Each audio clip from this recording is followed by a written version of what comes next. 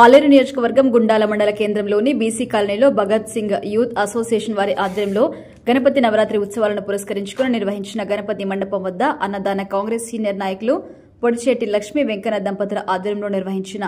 అన్నదాన కార్యక్రమానికి ముఖ్య అతిథులుగా తెలంగాణ ప్రభుత్వ విప్ ఆలేరు శాసనసభ్యులు వీల ఐలయ్య హాజరయ్యారు. ఈ కార్యక్రమంలో జిల్లా కాంగ్రెస్ నాయకులు అండెం సంజీవ్ రెడ్డి,